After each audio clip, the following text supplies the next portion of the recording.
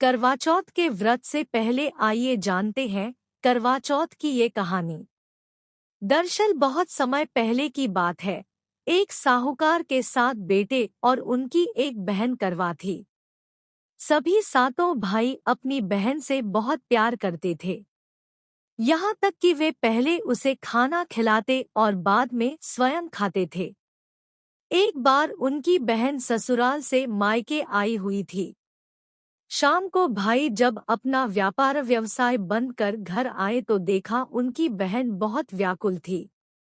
सभी भाई खाना खाने बैठे और अपनी बहन से भी खाने का आग्रह करने लगे, लेकिन बहन ने बताया कि उसका आज करवा चौथ का निर्जल व्रत है और वह खाना सिर्फ चंद्रमा को देखकर उसे अर्घ्य देकर ही खा सकती है। क्योंकि चंद्रमा अभी तक नहीं निकला है, इसलिए वह भूख प्यास से व्याकुल हो उठी है।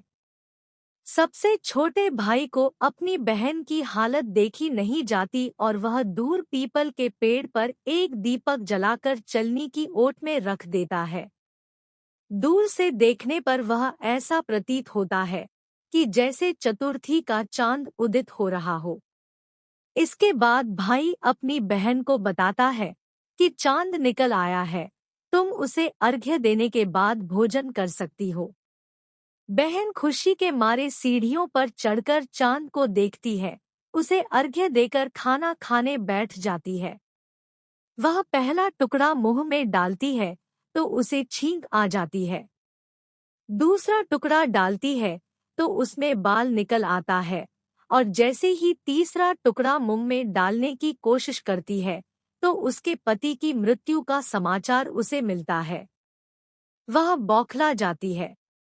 उसकी भाभी उसे सच्चाई से अवगत कराती है कि उसके साथ ऐसा क्यों हुआ। करवा चौथ का व्रत गलत तरीके से टूटने के कारण देवता उससे नाराज हो गए हैं और उन्होंने ऐसा किया है। सच्चाई जानने के बाद करवा निश्चय करती है कि वह अपने पति का अंतिम संस्कार नहीं होने देगी और अपने सतीव से उन्हें पुनर्जीवन दिलाकर रहेगी। वह पूरे 1 साल तक अपने पति के शव के पास बैठी रहती है, उसकी देखभाल करती है। उसके ऊपर उगने वाली सुईनुमा घास को वह एकत्रित करती जाती है। 1 साल बाद फिर करवा चौथ का दिन आता है। उसकी सभी भाभियां करवा चौथ का व्रत रखती हैं। जब भाभियां उससे आशीर्वाद लेने आती है तो वह प्रत्येक भाभी से यम सुई ले लो, ये सुई दे दो, मुझे भी अपनी जैसी सुहागिन बना दो, ऐसा आग्रह करती है। लेकिन हर बार भाभी उसे अगली भाभी से आग्रह करने को कहकर चली जाती है। इस प्रकार जब छठे नंबर की भाभी आती है तो करवा उससे भी यही बात दोहराती है। यह भाभी उसे बताती है कि चूंकि सबसे छोटे भाई की वजह से उसका व्रत टूटा था, आथा उसकी पत्नी में ही शक्ति है कि वह तुम्हारे पति को दोबारा जीवित कर सकती है। इसलिए जब वह आए तो तुम उसे पकड़ लेना और जब तक वह तुम्हारे पति को जिंदा न कर दे उसे नहीं छोड़ना। ऐसा कहकर वह चली जाती है। सबसे अंत में छोटी भाभी आती है। करवा उनसे भी सुहागिन बनने का आग्रह करती है, लेकिन वह टालमटोली करने लगती है।